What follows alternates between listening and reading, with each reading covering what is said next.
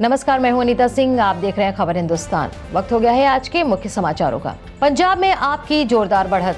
पंजाब में सभी सीटों के रुझान आ गए हैं। इसमें आम आदमी पार्टी को स्पष्ट बहुमत मिल गया है। वहीं सीएम चरणजीत चन्नी, कैप्टन अमरिंदर सिंह और नवजोत सिंह सिद्धू समेत कई दिग्गज अपनी अपनी सीटों से पीछे चल रहे हैं।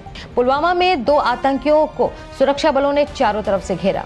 पुलिस को नैना बटपोरा में कुछ संदिग्धों के एकत्र होने की सूचना मिली थी। इसके बाद सेना और सीआरपीएफ की संयुक्त टीम ने मौके पर अभियान शुरू किया। सूत्रों के मुताबिक घेरा सख्त होता देख आतंकियों ने सुरक्षा बलों पर फायरिंग करने की कोशिश की। इस बीच मौके पर 2 आतंकी फंसे हुए हैं। सुरक्षा बल उनके आत्मसमर्पण करने के लिए स्थानीय लोगों अन्य की मदद ले रहे हैं। पुलिस अधिकारी ने बताया कि इलाके में आतंकियों के खिलाफ अभियान जारी है। यूपी में भाजपा 239 सीटों पर आगे, सपा को 108 पर बढ़त। कांग्रेस प्रदेश अध्यक्ष लल्लू पीछे, स्वामी प्रसाद मौर्य भी दूसरे नंबर पर।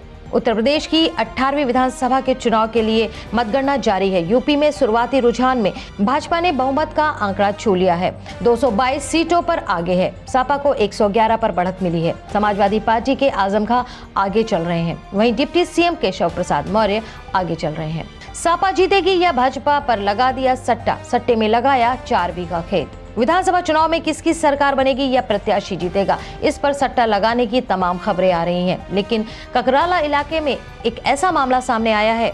2 किसानों में पंचायत के दौरान समाजवादी पार्टी और भाजपा सरकार बनने पर बहस हो गई। बात इतनी बढ़ गई कि उन्होंने अपना 4 बीघा खेत शर्त पर लगा दिया। जानकारी के मुताबिक सरकार जिसकी बनेगी तो वह दूसरे व्यक्ति के 4 बीघा खेत में 1 साल तक फसल करेगा। शराबी पिता ने 16 वर्षीय किशोरी के साथ किया दुष्कर्म। शाहजहांपुर में शराब के नशे में पिता ने बेटी को घर में अकेला पाकर उसके साथ दुष्कर्म किया। शोर मचाने पर मारपीट करते हुए जान से मारने की धमकी दी।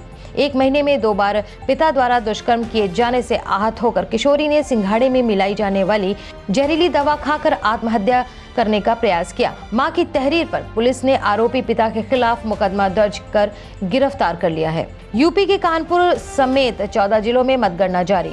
उत्तर प्रदेश के कानपुर समेत 14 जिलों में मतगणना शुरू हो गई है।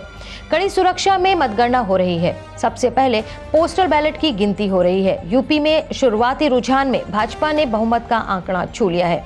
222 सीटों पर आगे है। सपा को 111 पर बढ़त मिली। न्यूजीलैंड ने 161 रनों का भारत को दिया लक्ष्य। भारतीय ओपनर्स स्मृति मंधाना और यास्तिका भाटिया मैदान पर आ चुकी हैं। न्यूजीलैंड ने भारत के सामने 261 रनों का लक्ष्य रखा है और इन दोनों पर बड़ी जिम्मेदारी होगी। यास्तिका को शेफाली वर्मा की जगह प्लेइंग 11 में शामिल किया गया है। 1 ओवर के बाद भारत ने बिना कोई विकेट गंवाए 2 रन बना लिए हैं। रूस और यूक्रेन के बीच जारी युद्ध से उभरते सामयिक और प्रासंगिक सवाल। भारत समेत विश्व के कुछ चुनिंदा देशों द्वारा प्रयास के बावजूद रूस और यूक्रेन के बीच युद्ध जारी है। रूसी हमले की तीव्रता से प्रतीत होता है कि रूसी सेना इन हमलों की तैयारी पहले से ही कर रही थी और बड़े पैमाने पर हमले की योजना थी।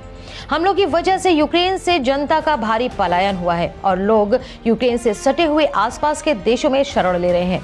अब तक लगभग 20 लाख लोग यूक्रेन छोड़ चुके हैं, जिनमें से आधे लोगों ने पोलैंड में शरण ली है, जबकि शेष अन्य पड़ोसी देशों में शरण ले चुके हैं। निगम चुनाव टलने पर भड़के केजरीवाल, कहा हार के डर से भाग रही भाजपा। अरविंद केजरीवाल ने सीधे तौर पर भाजपा को हार का डर करार दिया है।